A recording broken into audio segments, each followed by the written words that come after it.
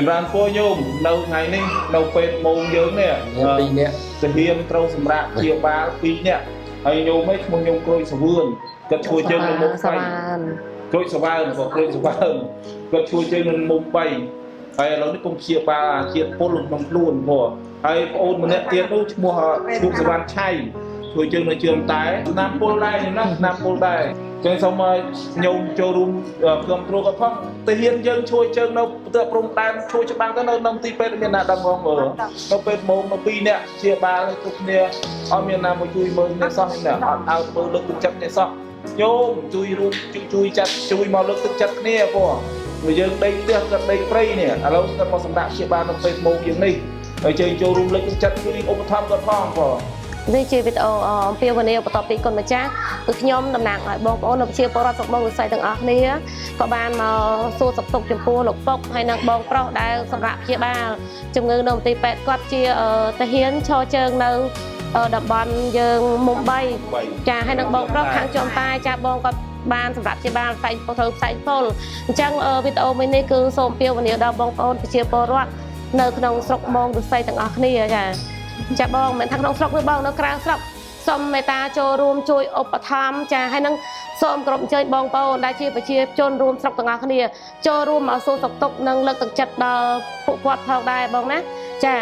បើមានពួកគាត់ទៅពួកយើងកក់ក្ដៅមានពេលវេលាជួបជុំគ្នាមួយនេះអញ្ចឹងគោរពអញ្ជើញបងប្អូនចូលរួមទាំងអស់គ្នាក្នុងការសួរសុខទុក្ខចាជាការដឹងគុណនិងការលើកទឹកចិត្តដល់ពួកគាត់និងចូលរួមឧបត្ថម្ភជាថវិកាសម្រាប់គាត់សម្រាប់ព្យាបាលនិងសម្រាប់គាត់ពិសាអាហារឬក៏ប្រើប្រាស់ផ្សេងៗជូនចំពោះពួកគាត់ផងហើយសម្រាប់នេះព្រះអង្គយើងប្រើប្រាស់ QR ពួកគាត់ឬក៏មិនព្រះអង្គគាត់ទេយើងចឹង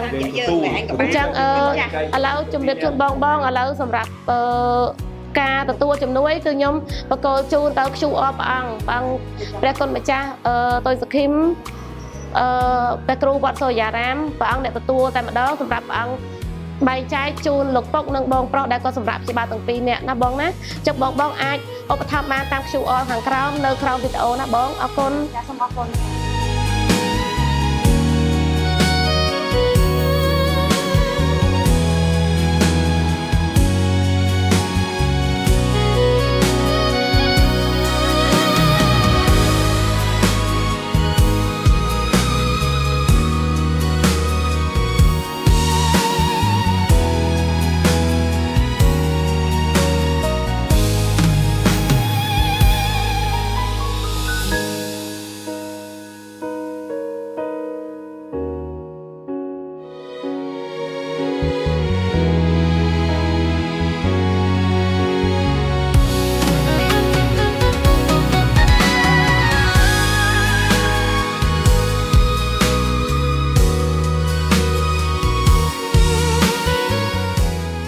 ចម្រើនពរញោម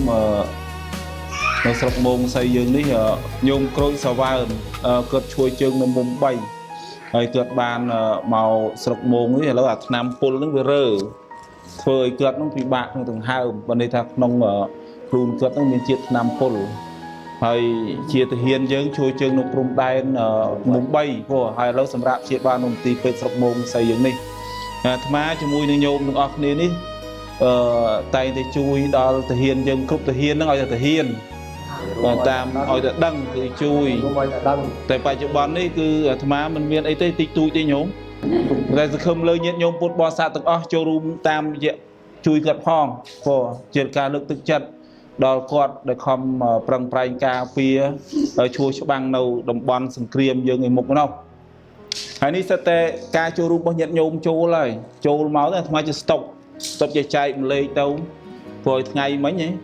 យើងបានបញ្ជូនទៅទាហាននោះ30ក្រុងដែរក30ទឹកប្រហែលជាជិត100យូរដែរនឹងចរានពុជញោមបានជាចឹងហើយសូមញាតិញោមទាំងអស់ជួយផងជួយលើកទឹកចិត្តផងឥឡូវនេះគាត់សម្រាប់ព្យាបាលនៅពេទ្យម៉ោងយើងព្រោះខ្ញុំចូលរួមជួយលើកទឹកចិត្តគាត់ផងហើយជាមួយអាត្មាត្រូវលេងលក់ខ្ញុំមាន QR code អីទេមានអត់មានទេណា